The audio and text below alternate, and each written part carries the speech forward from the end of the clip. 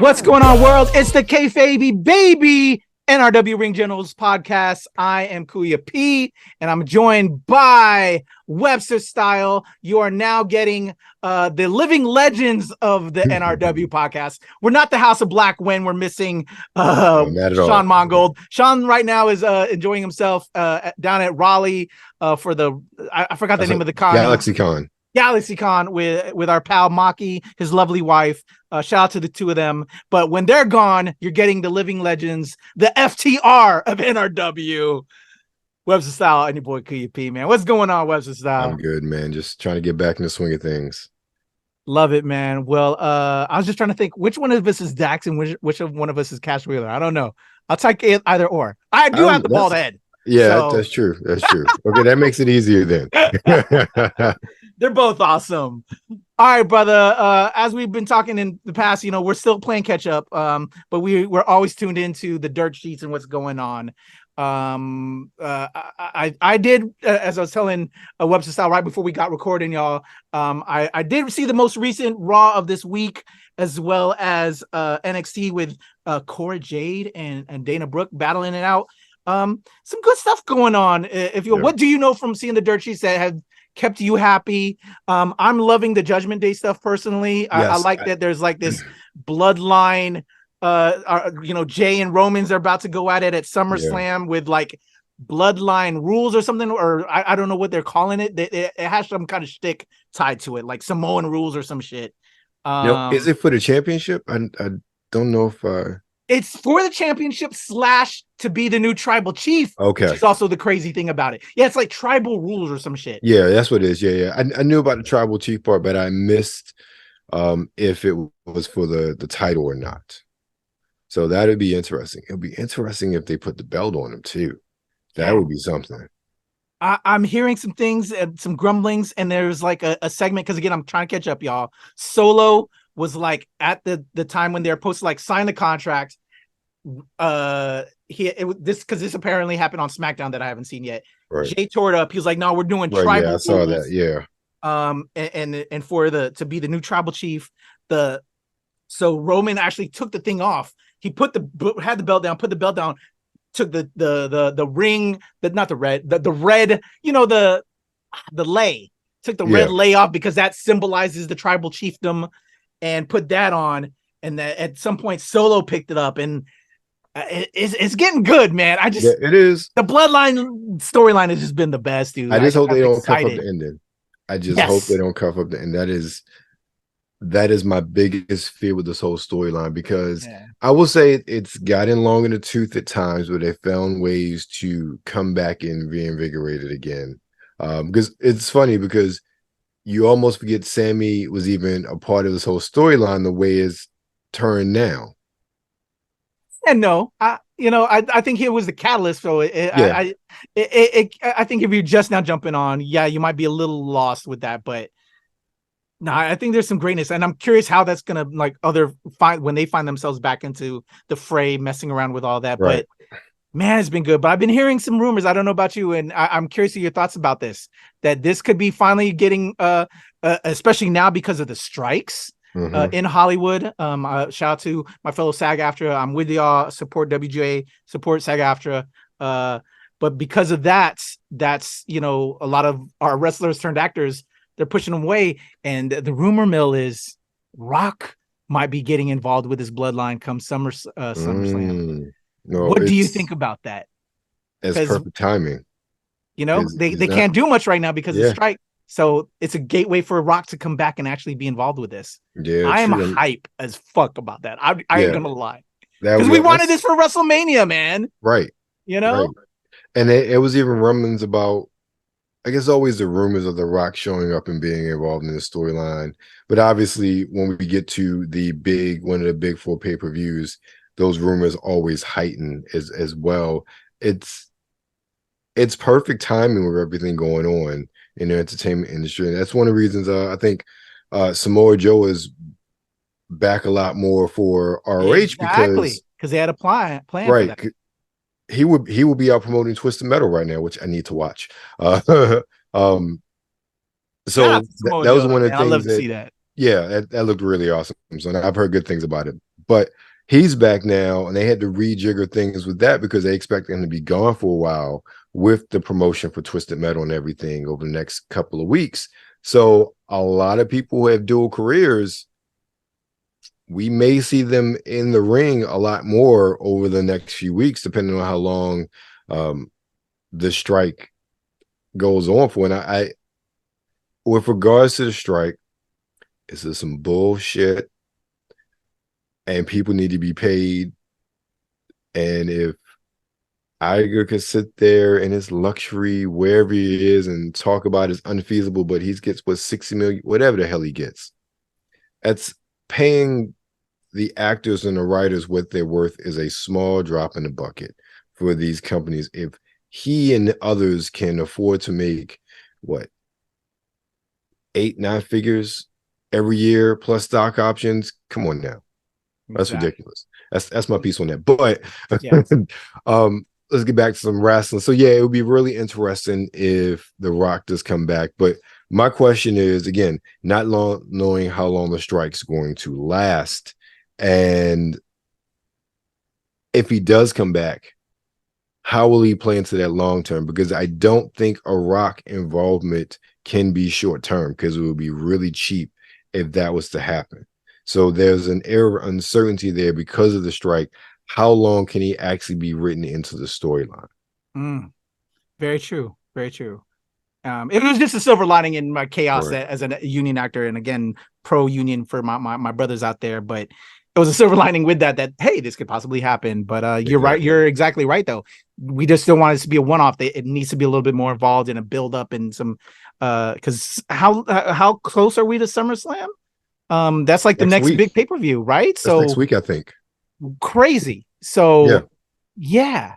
And actually, that reminded me, one of the things, I don't think we're gonna do it real quick. Maybe we could do a quick snapshot, because this is gonna be a short episode, y'all.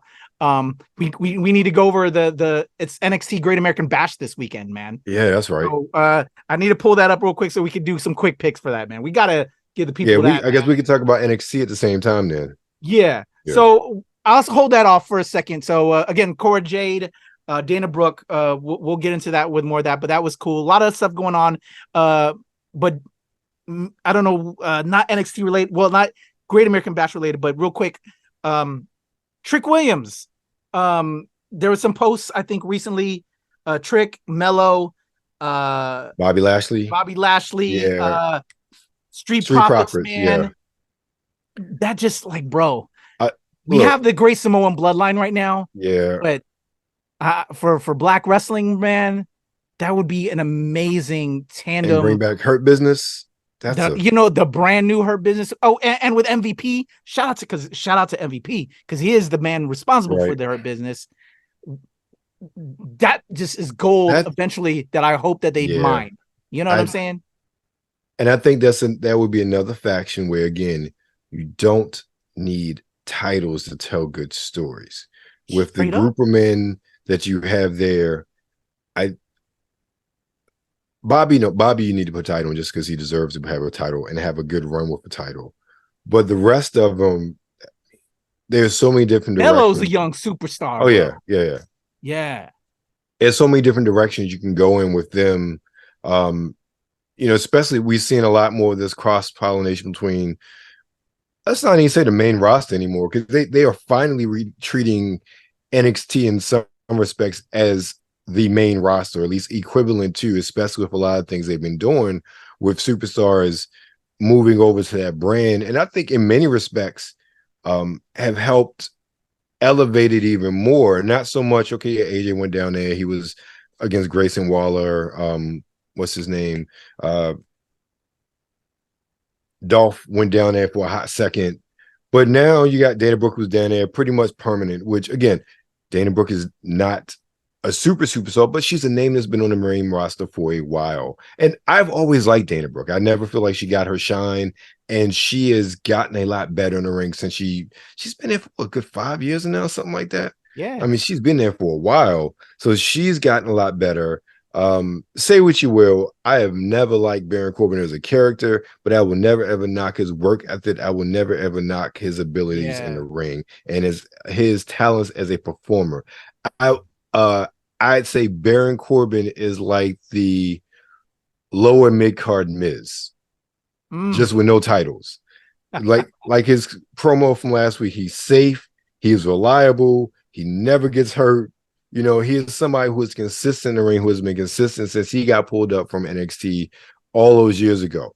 He's someone who can't believe I'm talking so great about Baron Corbin. He is someone that whatever character they gave him, he did his damnedest to make it work. So he may not have the glitz and gold, but he has the star power, so to speak, of being in NXT and being someone who shined. And I think that, and even Apollo, while he was down there for a while, he had a really good run. While he didn't win, he put on good matches and he got to redevelop his character. So I think they're treating it more as it maybe not a step down or equivalent to a SmackDown or a Raw, but definitely not a demotion in many respects as people saw. And I think, you know, before she got fired, Mandy Rose did a lot to help elevate the brand as well, especially the women's division and what she was doing there. I just think that in general, and especially once we get to this card, NXT is just stacked in many respects. It's going to be interesting. I'm excited actually for Great American Bash and what's going to deliver there, and where, you know, again, like I was saying with Mello and Trick and them maybe moving up to the main roster, and or just, you know, like you said, it doesn't exactly have to say main roster or whatever, because they're making it so fluid now with like Dom going down, and I hate to say going down, but you know, we got to get out of that mindset now that they can be fluid and go around with each other. So it's a very interesting time, and I'm digging it. But we'll get off of WWE because there's also AEW, although Webster Style and I still have to catch up on the AEW stuff, so don't want to talk too much about that unless there's something you wanted to bring up there. No, I don't think I've caught up at all on AEW for this past week. Okay, so we'll say that for next week. No clips, no nothing. The card to talk about. It's been a weird week as far as social media and content consumption as a whole. So we apologize, y'all. We'll get to that. We'll bring back some Impact and AEW talk. But I will say this about Impact though. I know they're doing at Resurgence, they're doing a rematch between Trinity and Deonna Purrazzo, so that'll be interesting. Also, according to the dirt sheets, apparently Nick Aldis's contract is done with Impact. So we talked about the Impact, how they had a short contract. So I'm really surprised that he is done, because then it seems like he just got there. Supposedly, I'm not sure how true that is, but usually when they report somebody's done with Impact, their contract's up and they're moving on. So I find that interesting because honestly, I don't see WWE signing him. I don't see AEW because they're all pretty stacked right now. And Impact was the best place for him. And if either he decided not to resign or they decided not to resign him, he would be interesting in Ring of Honor, though. That would be an interesting fit for him. But I'm just surprised that like I said before, I became really high on Aldis doing his run as NWA champion. And I think he can really be the flagship for any company if he's booked right. And for a lot of that time as champion, Corrigan and the team, they did an excellent job selling him and him himself being champion and making their championship mean something. That story unto itself, even before him, with Tim Storm and those battles. I was really into NWA when they brought it back out, as you can tell. They had great storytelling. He made their championship mean something again, in my opinion. The way that a lot of companies are booking now, like even AEW, we love what's going on with Adam Cole and MJF. Thank you. Adam Cole, yes, brain fart. It's been a long day too. We love that, but how much of that is about the championship? That's about the storytelling of them and the bro. And we all know the eventual breakup, but it's not about, none of that is elevating the championship. Same thing with the whole bloodline thing. None of that is elevating the championship and making the championship the prize. I would say Seth and the World Heavyweight Championship is doing a better job of that, but that is too new. And again, the story is Seth, is not the championship. With the 10 pounds of gold and what they did with Aldous, the story was the championship. The story was the history, the weight of the championship, and being the champion, what that meant. That was beautiful storytelling. And Aldous was the perfect, one of the best people, I think, to embody that and the reverence for that title. I think that's lost in a lot of storytelling with wrestling now, as far as except for the Intercontinental Championship at the moment. I will say with WWE, really, I think of all of the major Impact still worries about championships, so I will give them that. But between AEW, WWE, since they're really arguably the two largest, I would say the Intercontinental title has the most weight to it as far as reverence as a championship, as a prize to possess. I think everything else, for the most part, are kind of subjective. Like, okay, you have the title, but it's not your purpose. It's not what's going on. It's not the reason. With Gunther, it's the title. It's the title and the honor of wearing that title and protecting that title and making that title pure, like say the pure championship of ROH. That's why I only include ROH, because ROH is different in my opinion as far as titles. They are very much about titles, but so I had to sidetrack. But yeah, I found that interesting that he was actually leaving, or his time was done with Impact. I'm like, that was really, really strange to me considering the history. But we'll see where he lands. Yeah, no worries. That actually, again, I'm trying to get more into it. All these other different brands like New Japan because of Mercedes, Impact now because my girl Naomi's over. Well, I shouldn't. Is she go by Naomi? Trinity. Naomi. Trinity. They see, Sasha, Naomi. I'm damn it at WWE. But I've heard you talk about Nick Aldis so much that it makes me want to learn more.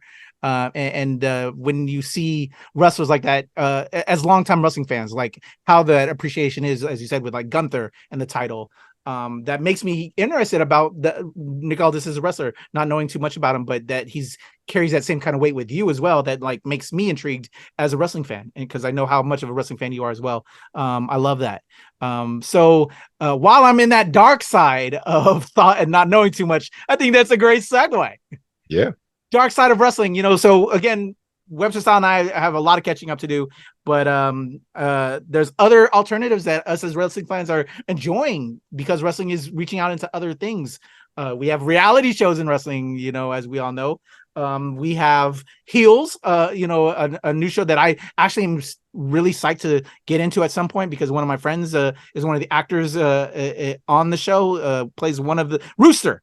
And now I'm forgetting my brother's name right now. It's escaping me, but a great wrestling based type show, like storyline type show. But we also have Dark Side, which is giving us stories about the past. I was talking to you. I think you just said you caught the Adrian Adonis episode. I just came off of the Bam Bam Bigelow episode. Are you fan of this? Are there any? My ultimate question to you, Webster Style, is: are you fan of this? Getting this kind of content, and is there any storyline or what you would like to see as an upcoming episode? All I'll say is they destroy my childhood. That is true. The JYD. I don't know if you caught the JYD episode. That hurt my heart. But it's not surprising because we're all older now. We know that time period, people get hurt, they take drugs to ease the pain, and that's what's just the sad state of all of that, man. And especially coming off the Bam Bam Bigelow episode and the JYD episode that JYD took crack because of just all the pain he was experiencing. Same with Bam Bam. I don't know if it was crack, but it was like a mixture, a drug cocktail. But you dig the episodes. You catch it when you can. I catch them when I can.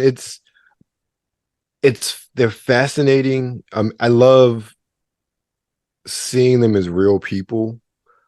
It's not so much like now because we, with the social media and all these other interviews that are online, I think we have a better understanding of who most wrestlers are as real people. except for probably MJF. He still never breaks kayfabe.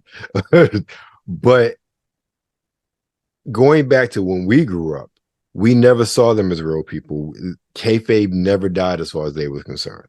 So it's interesting to see what their lives was like. Because for me, like with the Adrian Adonis one, is when I saw it pop up, I have to start watching this because my first event, I feel like it was 86. It was the Baltimore Civic Center then, before he changed it to Arena and whatever naming rights has it now.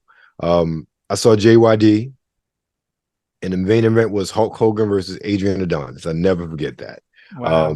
So that was like my first live wrestling event. Adrian Adonis is one of those guys that, at least in the mainstream, he was in that rock and wrestling era, but he was never really like a part of the group that really stood out from a marketing perspective. And then I feel like after about 87, 88, he was just gone. Like at least from WWE. And especially that time, if you were gone from WWE, you were pretty much non-existent. As far as wrestling, because not everybody had NWA syndicated, or if it did, it was maybe in an ungodly hour. So, and as a kid, you're not really watching it if it's not on like Saturday at some point in time or Friday night. So if he showed up there, you never know it. So I always found it interesting. And he was one of those guys that I always wondered what happened to him, because I've never seen anything about him in his life up until this. Like I'd heard all the stories about Magnum TA and some of the others that they've talked about are people who we've heard parts of their stories before. So I had some idea of what happened and what their lives were like. But Adrian Adonis was somebody I literally heard nothing about during the course of the past few years. So it was very interesting watching that. It's just, it's sad. Yeah, it breaks your heart, man. Yeah, I feel you on it. They were like, oh, they were cool at that time, and then they just kind of faded. So it's interesting to fill that void now with what we know, but then it breaks your heart. Like, damn it, man. We hope the best for people, I guess. And then you see that, sad state of affairs, man. It's crazy times, but Dark Side of the Ring, y'all, we're going to actually, because we're heading up to one of our other recordings on the show, our gaming show. So let's quickly, Eldon, go through Great American Bash real quick for the fans. Okay. Because it's what we do here. First up, 8-person mixed tag team match. Just tell me your winner out of these matches. 8-person tag team match. We got Dragon Lee, Nathan Frazier, Ulysses Leon, and Valentina Faraz versus the Metaphor, which is Noam Dar, Ora Mensa, Jakara Jackson, and Lash Legend. Who do you got? I'm going with the Metaphor because they're an actual faction. Yeah, you know what? I'm with you on that one. I would agree. Next up, triple threat match. Yeah, I like that too. The triple threat match for the NXT North American Championship. Dom, Mustafa Ali, and Wesley. Is Dom keeping it? Oh, that's going to be so good. I'm with you on that. I'm excited for this one. I think Dom is keeping it, but I feel like that feud is going to keep going, which is what I'm happy about. And obviously, Dom's not going to win clean. Exactly. I think we can agree on that one. But I think it's gonna be a hell of a match. But that is probably the match of the night for me that I'm most excited about. Next up, and as soon as I say that, I see my girl Tiffany Stratton, the champion, versus Thea Hall in a submission match for the NXT Women's Championship. So somebody has to submit. I don't think Thea's going to get it, but what do you think, brother? Yeah, I'm going Tiffany, but I do like the story they've done with Thea Hall. Exactly. That's actually one, with we talk about women getting a storyline. They're doing something pretty good there. Right. There's going to be more to follow, I think, with that, even after this one. I agree. All right. Next up, tag team match for the NXT Tag Team Championship. We have Gallus, Mark Coffey, and Wolfgang versus the family, Tony D'Angelo and Channing Stacks Lorenzo. Who do you got? I don't know. I want to go with Gallus, but they have this storyline with the family's been such a long burn. I feel like they're going to put it on him. I think so too, dude. They've had to be building up to something. So I'm with you there. Singles match. Gable Steveson, who, this past NXT, deciding whether or not he's going to go back to school or the pros against our man. We just talked about him, Baron Corbin. Who you got? I have no doubt that Gable's going to win. If he doesn't, it's going to be some shenanigans. But Baron's a perfect guy to have in his first official match. Again, just like I said before. Good setup there. Yep. Yeah. Weapons wild match. And we were talking before we got recording, y'all. There's some shenanigans that happened as promo for this event between Roxanne Perez versus Blair Davenport. We'll talk more about that because I'm pretty sure Webster Style and I will be caught up, and we'll do a Great American Bash follow-up after the event for next week's recording. But who do you got? Roxanne versus Blair, man. Before I saw the clips of that convenience store thing, I was gonna like, okay, they're gonna give it to Blair. Again, Roxanne, we talked about before how she's so young, they could build her up, break her down, build up. Like, there's no rush for her, so to speak. Blair, and I always remember her former name, B. Priestley. She's established just in many respects in the indie circuit. She's somebody who, in many people's minds, could go straight to the main roster. I was going to say I saw her going over, but after watching the convenience store, I'm impressed with Perez's character work. I'm impressed with the intensity. Before, it was she's still kind of a kid, so it came off that way. But I felt like watching that promo that I finally saw I'm gonna kick your ass, bitch. The eye of the tiger. Perez. Yeah, I saw that finally. Yeah. I still think it's going to be B. Priestley because Roxanne can afford to lose, but I think it's going to be a hell of a match. I can't wait. Yeah, and I can't wait to watch that. All right, our last match of the night, brother. Champion Carmelo Hayes with Trick in his corner versus Aga Dragunov. That kind of built off of this past week's episode. Who do you got, man? That's too, man. Oh, see, NXT is so stacked and just has so many casts that it will put on really good matches. I don't see Carmelo losing Ilya Dragunov. It's possible. I don't see I'm looking at what they did with Baby Dogface Gremlin, and how they built him up and how his championship run. I don't see them taking that off of Carmelo anytime soon to really build him up, because Carmelo is main roster ready. And if they trying to build him up at all, really for a significant main roster run, he needs to have that championship on him. And that's one of the things I think they fail with, and I don't know why his name's escaping me. Oh, Braun Breaker. I don't want to call him Steiner. They should have just shot him up to the main roster after he lost. There's no reason he should still be in NXT. Same thing with Carmelo. Whenever he loses that belt, he should go. Yes. Because there's no reason to have him languishing around, because he's just that good. Same thing with Braun Breaker. He was just that good. And if this was maybe 2-3 months from now and this match was going on, I would put it on Dragunov, because I think he'd be a good person to carry the brand for the next few months. But I still think it's too early for Carmelo to lose the belt. So I'm going with Carmelo. But it's gonna be a good match. I'm with you on that. And I see them, either of the two who's going to carry on. Well, when Carmelo moves up, yeah, I could definitely see Ilya Dragunov being the successor, if you will. Right. So there you go, y'all. We are head button up to another episode that we do on the channel, where my man Webster Style will be with Brian Saff talking all things gaming. So let's head over to that checkpoint, y'all. Webster Style and I will be back, and hopefully with Sean, to give you the results from Great American Bash next week. And maybe also talk about some WWE Most Wanted Treasures. And I will reveal my Most Wanted Treasure. Sounds good. All right, y'all. Webster Style, tell them how they can reach out to you and do all the things.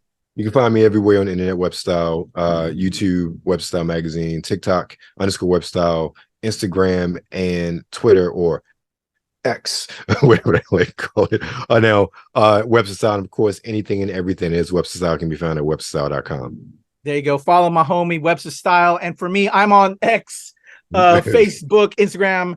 I was going to say Twitter, but that's what's replaced it. But I'm on Blue Sky now. I'm part of the Cool Kids Club, y'all. The Legend Kuya P on all of those things. And of course, here with Webster Style and the whole squad at the NRW and Annual Release Wednesday, where nerds rule the world. That has been another KayFabeyBaby NRW Ring Generals podcast. And we're out of here in a 1, 2, 3.